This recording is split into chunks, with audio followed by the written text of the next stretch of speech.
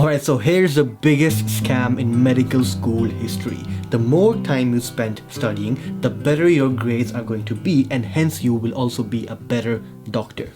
This is total BS, and here's why. What's cooking, sapiens? Welcome back to my channel. If you are new here, my name is Arhamedic and I'm a 5th year medical student at the University of Oslo here in Norway. So time is money, and the one single rule that I really live by these days is that 10 years down the lane, when I look back at my life, I really want to be happy and know that I really utilized my time in the best possible manner, doing the things that I love the most. Now, if you are one of those amazing students who really love to study, then by all means skip this video. This is not for you. Now, I know for a fact that I'll be working as a doctor for the next 40 to 45 years of my life. So the real question is, do I really want to spend most of my time in these crucial years trying to prepare myself for the next 40 to 45 years of absolute slavery? Well, not slavery, but like trying to serve humanity and working 9 to 5 for the rest of my life. The answer for me is hell no. And now let's get straight to business. So I came across this extremely interesting example the other day. So the idea is that I want you to close your eyes and imagine that your mind is a pool of water which is filled with dirt. And the water is continuously moving, and so is the dirt inside the water as well.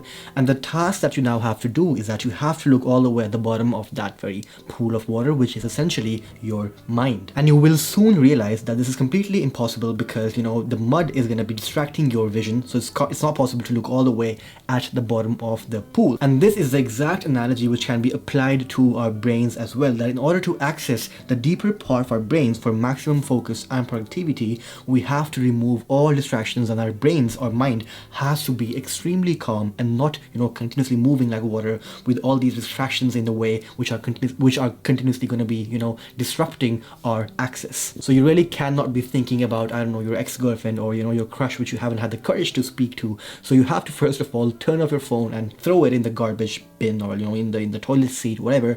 And secondly, you have to at least meditate for 2 to 3 minutes to really calm your mind, so that information that you are about to absorb will really sink into those deeper parts of your brain, and for maximum focus and learning. And I can bet my bum that this has happened to almost all of us, right? When we are sitting there trying to read a sentence or like a paragraph, and we read that sentence 10 times, 15 times, trying to understand what's really going on, but we're not really able to understand or grasp the concept. And that is mainly because, yes, our brain is actually reading the text, but it's not able to understand it because our mind is consistently being distracted unconsciously. So we are not aware of the unconscious distraction. And that's when you start thinking that, okay, well, I'm trying to read this sentence, but I can't just able to focus. What's wrong? What's going on? Am I dumb? Am I not smart enough? What's wrong? And the problem here is that you have to troubleshoot the distractions which are hindering your learning. And the only way to do that is by removing first of all your phone, and secondly, try to meditate for at least 2 minutes before starting your study session. And essentially, the act of learning is not really a linear curve, that the more time you spend studying, the better your learning outcome is going to be. It's more like a sigmoid curve, that at first, like the first 2 to 3 hours, your learning outcome is going to be really nice, but afterwards this curve will start to flatten, and that's because you have actually reached your maximum potential for that particular day, or like for that session at least. So is this trying to sit there and trying to memorize stuff like 4, 5, 6, 7 hours continuously, it's gonna just drain your energy so that you're not able to do any other tasks in your day as well. So the point being that there is this law of diminishing returns, that the more time you actually spend studying, after a certain point there won't be much worthy returns. Now, this is a tricky one because most students actually think that you have to be physically present at the lecture, and that's absolutely essential for your learning, but that's not really true, because if we look at the evidence, then we know for a fact that passive learning is not the way to go. And being in lectures is mostly passive, because 99% of the time you're just sitting there and passively listening or trying to hear what the professor is saying, right?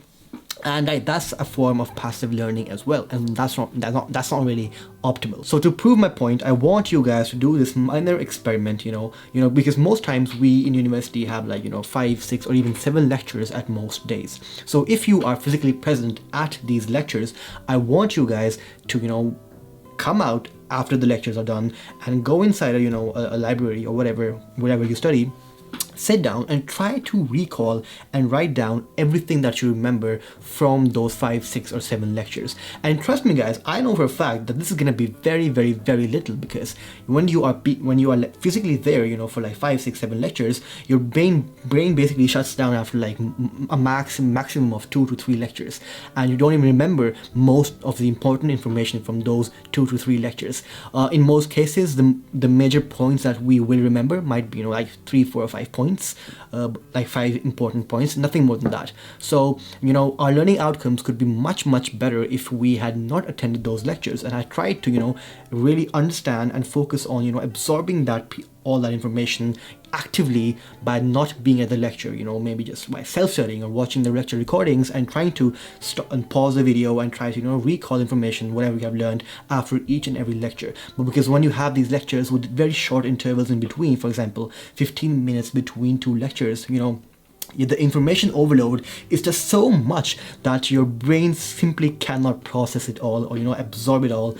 And in short, that's not really optimal for you studying, and hence I have personally stopped attending most lectures which I know are going to be passive, because I have found other ways which are much, much, much more efficient for me. Now calm down guys, because I'm not asking you to be as radical as myself and, you know, stop attending all lectures. What I'm saying is that you guys can actually try 2 of the following tips. First of all, you can actually test all the professors by, you know, being at, you know, the lectures of every single professor at least once, and try and evaluate how their lectures are, if they're really passive or active, and if you sort of enjoy the way they teach. And in this way you can actually filter out the professors who you genuinely enjoy and just attend their lectures and ditch all the others, if you know what I mean. The second tip is actually to, you know, skim through the lecture PDFs beforehand, before the lecture, like let's say the day before, and really try and see which lectures are worth attending, because most of the times the lectures are quite, you know, quite obvious, because you can actually grasp the main idea behind a certain topic just by reading through the PDF. So you can actually skim through lectures or the PDFs and try and understand, okay, that this lecture might be a bit hard to understand, and hence I need to be physically present at this particular lecture to really understand the main idea of this particular topic. But obviously the one major advantage of actually attending lectures is the social experience, when you are physically present at the lecture, you know, with all your batchmates and friends, and, you know, having fun and banter during the breaks and having a good time. So that's actually really worth it. And if you really value that, then by all means go ahead and attend all lectures. But for me personally, it is important, but it's not really important every single day. So I don't want to be in the lecture hall every single day just for the sake of that social experience. That's my personal preference. Yeah, by all means do not do that if you're not really up for it. So I am a huge believer in the fact that note taking is actually a waste of time, and I actually stopped taking all notes in medical school in the 3rd year, and I have never regretted it even once. I previously made a whole video about this which you can check out over here, but the analogy that I actually like to give every single time to explain somebody why note taking is a waste of time is the car analogy. So let's say you want to buy a car. Now what most normal people would do in such a situation is that they would go to simply a showroom and then try out different cars and pick a car that they, you know, love or like. You know, maybe they might make a few additional changes, like, you know, I don't know, like the color of the interior or the color of the seats, but mostly you will simply just buy that car because you fell in love with that car. You will never, like most normal people who are not car freaks, will not ask, you know, the manufacturer to actually manufacture a special car suited for their exact own needs. You know, that I want this specific engine for my car, I want these specific brakes.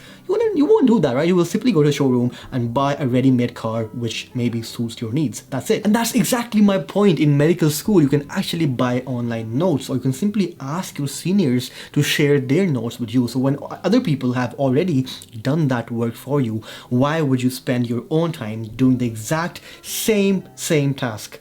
That does not really make any sense to me at all. And for me personally, the argument that, okay, I want my notes to suit my exact needs and I want them to be customized for myself is not really a fair enough or a good enough justification for spending hours and hours on taking notes, which again, according to evidence, is not really an efficient way of studying. So the most common way of actually studying from Monday to Friday is that most students would prefer to, you know, study, let's say 5 to 6 hours in medical school from Monday to Friday, and then take the weekends completely day off because they want to totally wind off and recharge their batteries for the upcoming week, where they're again going to be studying for 5 to 6 hours every single day from Monday to Friday. I would rather have it the other way around, because I prefer to, not take the weekends off now, as per, like, this is my new strategy. Previously I used to do that as well, but now I do not take weekends off. And wait, before you judge me, me being the massive weirdo that I am, I like to study, let's say, 1 to 2 hours every single day, and not just on from Monday to Friday. And in this way, I do not get burnt out, because I'm just studying 1 to 2 hours every single day. And secondly, I still manage to make time for the things that actually do matter to me, more than just romanticizing with my books. And in this way, I actually don't have to wait for the weekend to start enjoying my life. For me, every day is a weekend, because I'm just using 2 hours from my 24 hours to do whatever the heck I want to do, without having this stress factor inside me that, okay, I need to study, I need to get this work done. Yeah, so this thing has really worked extremely well for me. And secondly, I have also made studying the default thing that I do. So instead of thinking that, okay, I am going to work for 5 to 6 hours and then I can hit the gym, or I can then hang out with my friends, what I actually do nowadays is that I do all these other more fun things first. So I would rather hang out with my friends and then study afterwards. So studying for me is like a default habit, it's like a default task. When I'm done with, let's say, hanging out with my friends or hitting the gym, that's when I come back home. I have, let's say, 3 hours left before I get to bed, and that is when I will use these 3 hours to study and get some work done. So Uncle Parkinson came up with this amazing idea, the so-called the law of Parkinson, which really resonates with me. And this point is actually the continuation of my previous point about studying being a default mode as well. So let's say I've had my day, I've had a ball, I've had fun with my friends, I have come home and it's 7 p.m. and now I have to go to bed at 10 p.m. So I have basically this 3-hour window to get my work done. And I will utilize 2 of these 3 hours to get work done or to study before getting myself ready for bed. And this drastically improves my effectiveness, because I know that, okay, firstly, I've had fun, so I'm satisfied. I don't crave for fun anymore. So the mental distractions for me are not there. And secondly, I know that, okay, I have to get my work done during these 2 hours. That's it. I have no other choice. And this is basically the law of Parkinson as well, that work expands to fill the time that you actually allocate to it. So if I give myself 5 hours to get a certain lecture completed, it will actually take me 5 hours. But if I give myself just 2 hours to get that work done, that same amount of work will actually be completed in 2 hours. And this is basically what happens whenever we procrastinate as well, because we might procrastinate for, let's say, 3 months before submitting a certain project. And just like the week before, we can actually complete the entire project and submit that in just 1 week. The quality might not be the exact same, but still the point is that we do get that work done. So yeah, work expands to fill the time that we allocate to it. So I just give myself 2 hours before bed to study and get my work done, and that's really, that has worked like a charm for me. That's a wrap for today's Sapiens. Now I actually have this extremely interesting video over here about why D students or backbenchers boss life and not A+ students. So click on that video and check it out. Before you leave, smash that subscribe button, and I'll see you guys on the other side. Take care. Peace.